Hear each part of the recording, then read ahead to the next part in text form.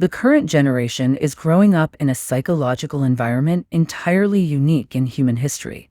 Every time you open your phone, you are flooded with images of perfectly curated influencers, establishing a standard of flawless wealth and popularity that is slowly cracking under its own weight. We follow these digital celebrities through a transactional mindset. When we see the cars, the endorsements, and the massive follower counts, the calculation is simple. We study their every move, hoping to extract their secrets of success, so we can eventually replicate that wealth and influence for ourselves. Different theological frameworks interpret human flaws in different ways. The Christian concept of original sin posits that humanity is inherently broken from birth, carrying a permanent weight from the very beginning.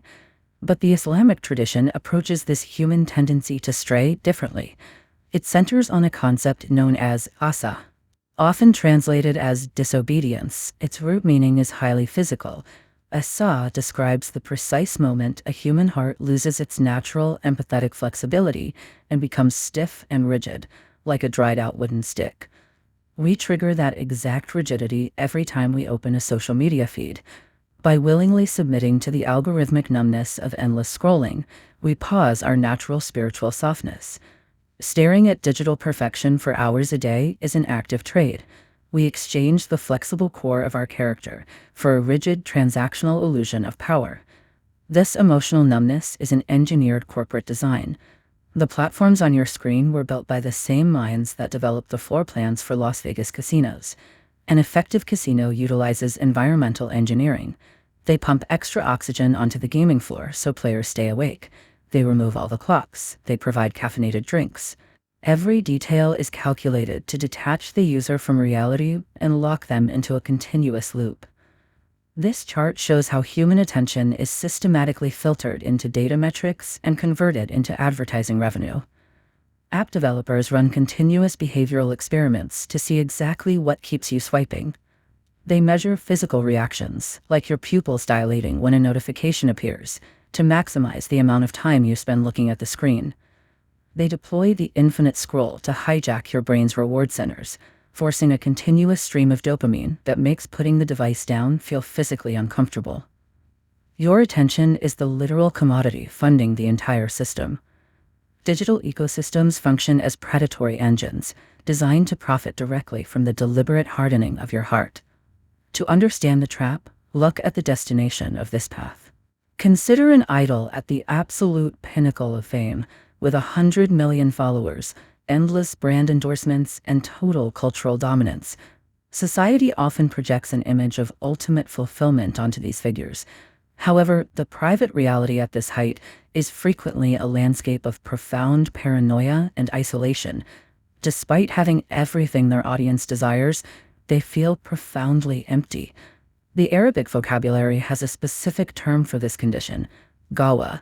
It refers to a state of profound spiritual sickness and overwhelming internal unrest that sets in after a person strays from their purpose. The modern celebrity exists in a paradox. Millions of people are desperate to be near them, to harvest their social clout, but no one interacts with them as a real human being. Every private conversation carries the risk of being leaked for viral engagement. Arriving at the top of the mountain leaves the soul completely exposed. The idol realizes the entire digital paradise is fake, and they do not have a single genuine friend to trust. Reaching the peak of modern societal worship guarantees a life spent in the most isolating valley of spiritual starvation. The theological conclusion to this system takes place on the Day of Judgment, framed in Islamic text as the Day of Reality. In an instant, the artificial metrics of success, the wealth, the influence, and the security details evaporate completely. The hierarchy violently reverses itself. The people who spent their lives memorizing routines, buying merchandise, and defending their favorite influencers will expect help. Instead, those wealthy leaders will aggressively disown the followers who dedicated their lives to them. But within this collapse lies a principle called ijtibahu, meaning divine selection. Humanity is often chosen for redemption precisely at the point of failure. Facing the most sophisticated psychological environment ever created, requires a level of discernment previous generations never had to cultivate. Under this theological lens, the unprecedented scale of the challenge indicates an equally immense spiritual responsibility, suggesting that those born into this era possess a unique capacity to recognize and master it. Being born into a maze of algorithmic traps and false idols is an initiation. Navigating it successfully requires forging an unprecedented level of spiritual strength. Achieving that strength does not require a flawless record. True maturity comes from feeling the emptiness of the digital illusion, recognizing the trap, and refusing to regress into those old habits. Retreating from the world is impossible. The only way forward is to step completely out of the digital casino and engage with actual, unedited reality. The protective bubble of early education will eventually pop. Soon, you will be sitting in massive university lecture halls, where professors will not coddle your worldview. They will apply intense analytical pressure to challenge and dismantle your faith. Confronting those arguments, and even making mistakes along the way, provides the necessary friction for growth. A human being only elevates to a higher spiritual rank by wrestling with real doubts. You have a choice. You can surrender your attention to a corporate dopamine loop, or you can seek out the rigorous, enduring knowledge required to build a strong human character.